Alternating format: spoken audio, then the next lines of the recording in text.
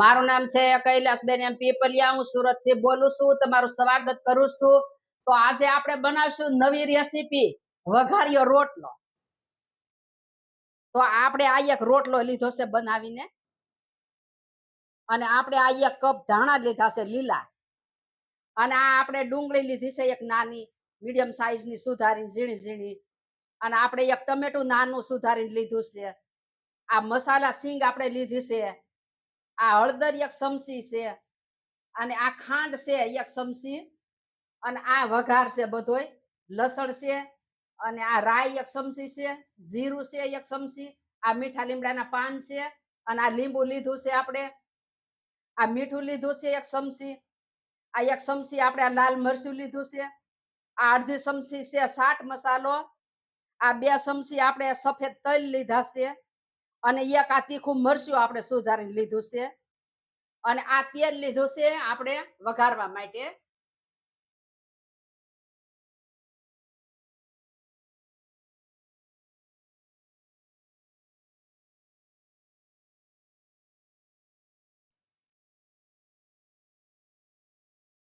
તો હવે આ રોટલો છે આપણે આ સોળી નાખશું.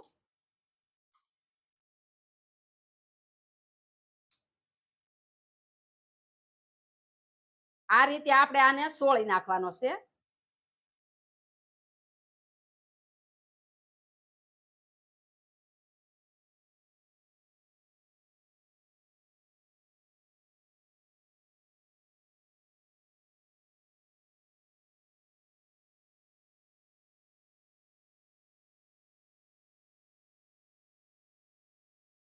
આ રીતે આપણે આવો સોળી લેવાનો છે. તો આપણે આ રોટલો સોળી લીધો છે આ રીતે બધોય આમ. તો હવે આપણે આ તેલ ગરમ કરવા મૂકશું. તો આપણે ગેસ ચાલુ કરશું.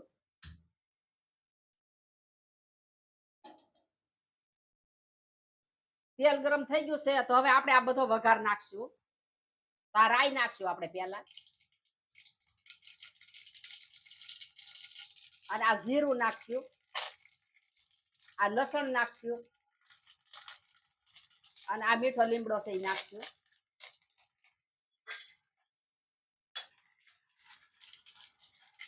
આ લીલા મરચા નાખશું,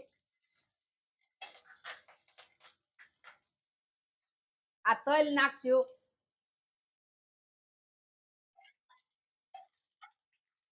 અને આ ડુંગળી નાખશું,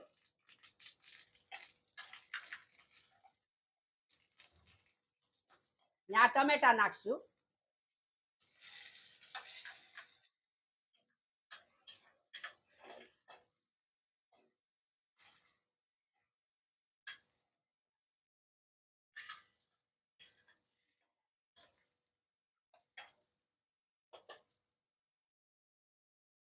હવે આપણે આ રોટલો નાખી દઈશું.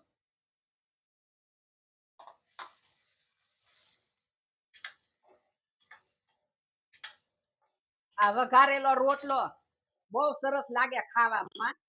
આપણે હાસો ખોરાક તો આ દેશી બાજરાના રોટલો જ આપણે હારો. હવે ઘણાને બાજરો ભાવતો ન હોય, તો આ રોટલા ખાતા ન હોય, તો પણ તમે આ રીતે રોટલો બનાવી અને આપશો તો પણ ભાવશે બહુ. અને ઘણા ખરા આમાં નાના બાળકો તો હવે રોટલી ને ભાખરી ને એવું જ ખાય છે, રોટલો તો કોઈ ખાતા જ નથી. તો તમે આ નાના બાળકોને આવું બનાવી અને ખવડાવજો. બાજરો ખાય તો સારું એમ, અને બાજરી તો આપણે ખાવી જ પડે હંમેશા. તો હવે આપણે આમાં બધો મસાલો કરશું બધોય. તો આમાં મીઠું નાખશું આપણે સ્વાદ પ્રમાણે, અને આ લાલ મરચું છે એ નાખશું આપણે. આપણે આ જે પ્રમાણે તીખું ખાતા હોઈએ ને એ પ્રમાણે આપણે આ મરચા લેવાના. અને આ હળદર છે આ એ નાખશું આપણે અડધી ચમચી, અને આ છે મસાલા સિંગ એ નાખશું આપણે, અને આ ચાટ મસાલો છે એ નાખશું અડધી ચમચી છે, અને આ છે ખાંડ એ નાખશું આપણે અડધી ચમચી. હવે આપણે આ બધું મિક્સ કરી દઈશું.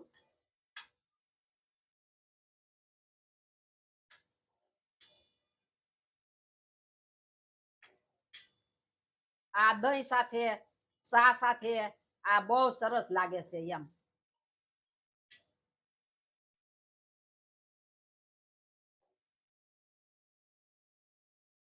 તો આપણે હવે આમાં લીંબુ નાખશું.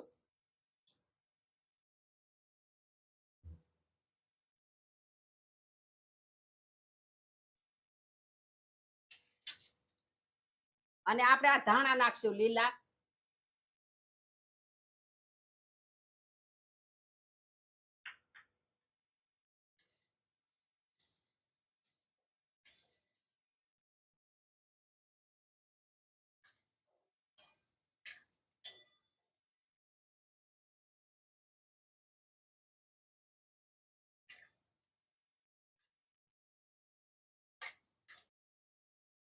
રોટલો પણ આમ મસ્ત બન્યો છે એમ.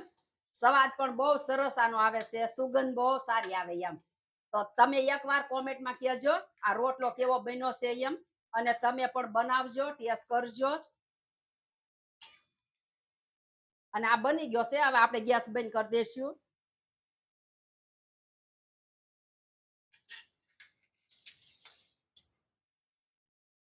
રોટલો પણ આ વરસાદ આવતો હોય અને ઠંડુ વાતાવરણ હોય અને તમે પણ આ રોટલો આવો બનાવી અને તમે ખાવ, તમને બહુ સરસ લાગશે એમ.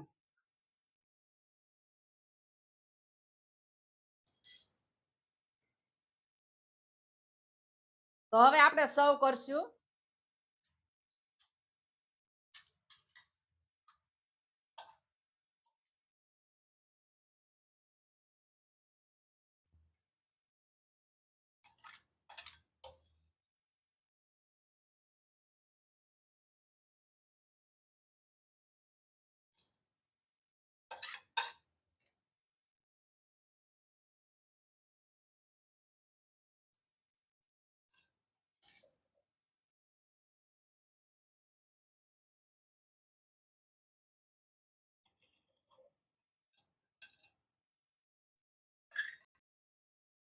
તો આ દહીં સર્વ કરશું આપણે, અને આ મરચું સર્વ કરશું.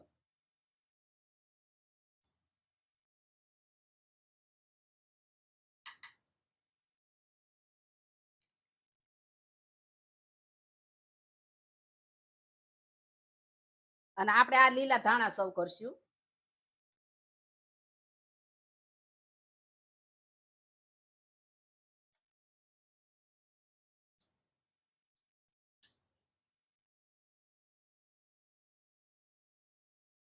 અને આ લીંબુ સર્વ કરશું.